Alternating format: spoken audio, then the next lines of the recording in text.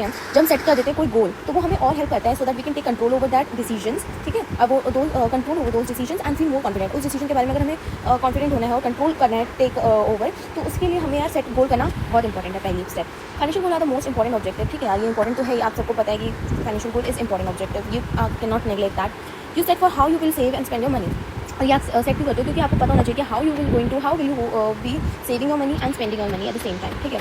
तो और कितना अमाउंट ऑफ मनी सेव होना चाहिए, कितना स्पेंड होना चाहिए, सारी चीज़ें आपको देखो मालूम होनी चाहिए। तो इसलिए हम क्या करते हैं, फाइनेंशियल गोल का यूज़ करते हैं। It is most important objective. क्यों इंपॉर्टेंट है, तो क्यों इंपॉर्टेंट है उसका जवाब ये है कि हमें इसलिए इससे पता चलता है कि हम कितना अमाउंट सेव करना है, कब सेव करना है, कब स्पेंड करना है, कितना amount. They can be things you hope to achieve in the short term and long term, और इसमें फाइनेंशियल गोल में वो चीज़ें आती है जो आप अचीव करने वाले हो शॉर्ट टर्म में एंड लॉन्ग टर्म में।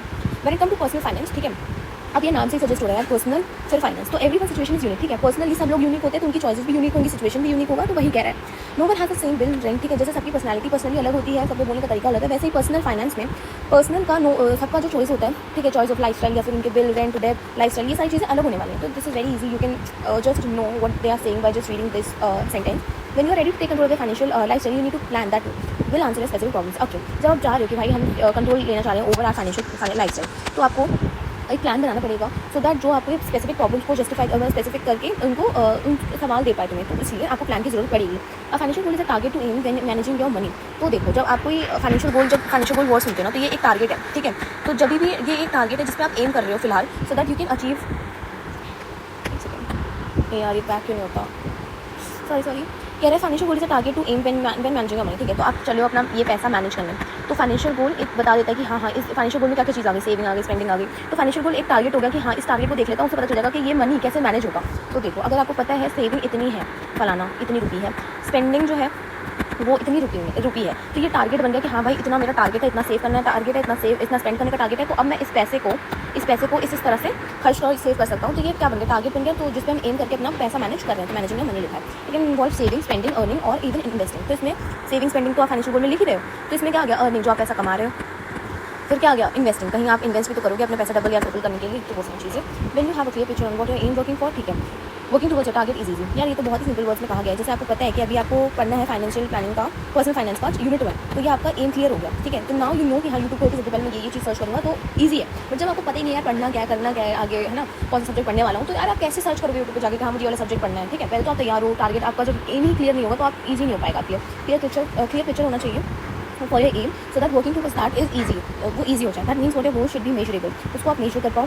इसका ये वर्ड अंडरलाइन कर लेना, मेजरेबल, स्पेसिफिक होना चाहिए और टाइम ओरिएंटेड होना चाहिए, ठीक है। मेजर का सपोर्ट कि हाँ जिस क्वांटिटी है इसकी, ठीक है, स्पेसिफिक होना चाहिए और टाइम ओरिएंटेड होना चाहिए कि हाँ इतने से इतने टाइम में एफिशिएंटली कंप्लीट करना है। Think about what is important to you as you begin to set your goals. It is completely normal to have several goals. तो जब आप फाइनेंशियल गोल सेट करने जा रहे हो, तो आपके पास इट इज़ इंपॉर्टेंट टू आप सेट, मतलब जो फाइनेंशियल गोल स्टार्ट करते हो तो सेट करो अपने गोल्स पहले, ठीक है। एक लिस्ट बना के उसे कंप्लीट करो, उसे सेट कर लो गोल्स। तो उसमें क्या कहता है कि it is completely normal that have several goals. जरूरी नहीं है एक 4 गोल हो, बहुत सारे गोल हो सकते हैं। जैसे सबके गोल्स अलग होते हैं, जैसे हमने पर्सनल फाइनेंस में पढ़ा, तो जैसे इसमें ये कह रहे हैं कि पेइंग ऑफ डेट्स के पहले हमें कर्जा क्लियर करना है, सेविंग फॉर रिटायरमेंट, हमें अपने रिटायरमेंट के लिए पहले सेव करना है। सबका एम अलग है, तो सबकी ज़रूरतें अलग हैं, तो उस हिसाब से बिल्डिंग इमरजेंसी बन कि हाँ भाई कोई ज़रूरत इमरजेंसी आ गई तो उसके लिए पहले पैसा सेव करना है कि उस इमरजेंसी में मुझे कहीं हाथ पैर मारने की जरूरत ना पड़े। फिर आएगा बाइंग होम, नहीं भाई सबसे पहले तो हमें घर लेना है या वेकेशन पे जाना है या खुद का बिजनेस स्टार्ट करना है। तो ऐसी सारी चीज़ें, ये सारी लिस्ट दी हुई है, तो इसे रीड करना है। मतलब रीड का है, ये एग्जाम्पल है, तो ये रीड करना है, ये कुछ लर्न वाला नहीं है। अब आते हैं several type of financial goal. अभी हमने फाइनेंशियल गोल का पढ़ लिया, उसमें कुछ टाइप्स हैं तो हम वो पढ़ेंगे। तो ये 3 टाइप होते हैं, देखो, जैसे शॉर्ट टर्म गोल्स और मिड टर्म गोल्स और लॉन्ग टर्म गोल्स। तो हम यहाँ पे से ब्रीफली पढ़ेंगे। पहला है शॉर्ट टर्म फाइनेंशियल गोल्स, तो इसमें बोल रहा है they are smaller financial target that can be reach within a year. तो जब भी बात होगी शॉर्ट टर्म फाइनेंशियल गोल की, हमें बस इतना याद रखना है कि ये वो गोल है जो कि हम अचीव कर सकते हैं with in a year. So this include things like a new television, computer, family vacation. तो ये सारे एग्जाम्पल हैं जो कि यहाँ पे अगेन रीड वाला है और अपने मन से यहाँ पे जाके लिखना है। फिर है mid term financial goal. Mid term financial goal typically mid term goal take about 5 years to achieve. तो यहाँ पे जब भी मिड टर्म की बात होगी तो क्या लिखना है, 5 years टू अचीव। और little more expensive than everyday goal, तो ये थोड़ा सा ज़्यादा एक्सपेंसिव होता है than the other everyday goal.